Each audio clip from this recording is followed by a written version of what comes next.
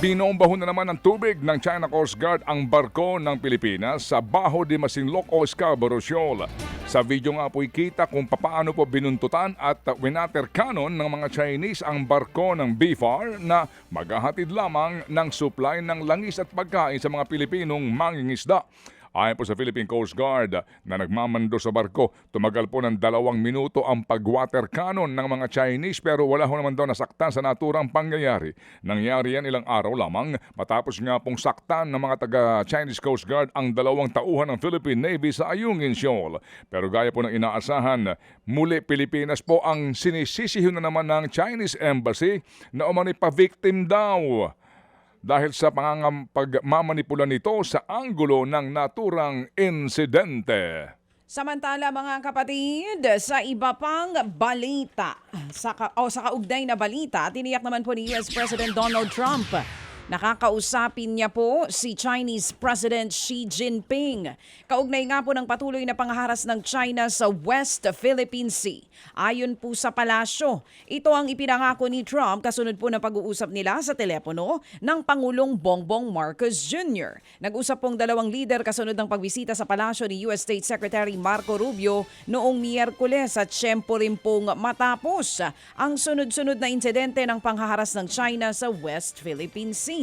Una nang sinabi ng Pangulong Marcos Jr. na gusto niyang ma-reset ang relasyon ng Pilipinas sa China at ayaw niyang maulit ang insidente sa Ayungin Shoal. Ipinaabot na rin daw niya itong kausapin o ipinaabot na rin daw niya ito nang makausap niya si Chinese Ambassador Jing Quan. Sa ilang pang balita, pinuntahan po naman ni Pangulong Marcos Jr. ang 2 sundalo po ng Philippine Navy na nasugatan sa pananakit na ginawa ng Chinese Coast Guard sa mga sundalo po ng BRP Sierra Madre sa Ayungin Shoal. Pinuntahan mismo ni Pangulong Jr. ang 2 sa Camp Ricarte Station Hospital sa loob po ng Western Command Headquarters doon sa Palawan kahapon. Ginawaran niya ng Order of Lapu-Lapu sina Seaman First Class Underwater Operator Carmelo Abalie at Private Eric Lasida dahil po sa kanilang ipinamalas na katapangan sa kanilang misyon.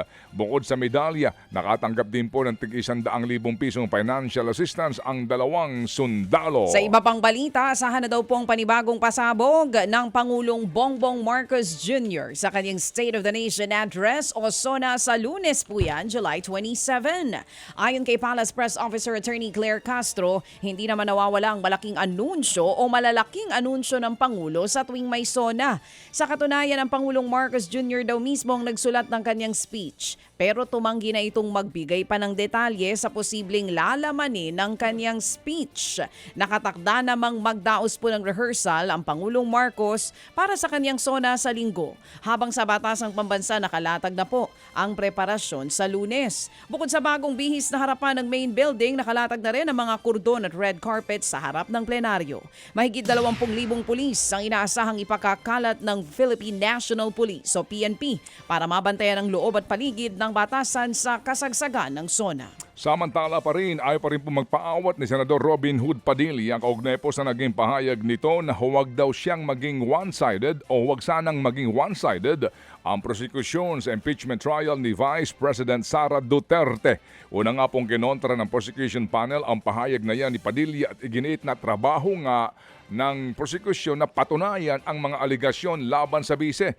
Pero sagot po kahapon ni Padilla, gusto lang daw naman daw niyang maging patas ang paglilitis. Kung ang testigo raw ay maaring humarap sa Senate Impeachment Court kahit na mayroong kaso, sana nga po daw huwag pagkaitan ng pagkakataon ang Senator Judge na lumahok sa impeachment trial lalo na kung hindi naman siya convicted. Sana po raw ipagbigyan silang marinig ang kaso at magampanan ang kanilang tungkulin.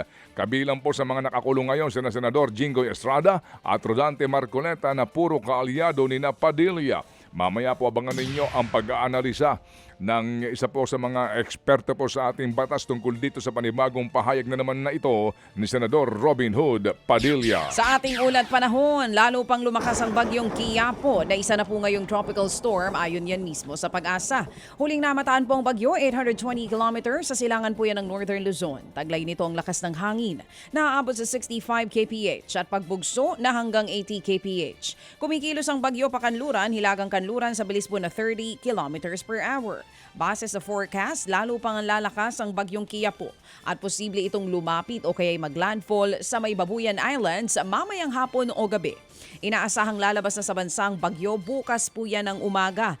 Sa ngayon po'y nakataas ang signal number 2 sa Batanes, Babuyan Islands at sa northern portion ng Cagayan at Ilocos Norte. Signal number 1 naman po ngayon sa nalalabing bahagi ng Cagayan, Isabela, Nueva Vizcaya, Quirino, Apayao, Abra at Kalinga.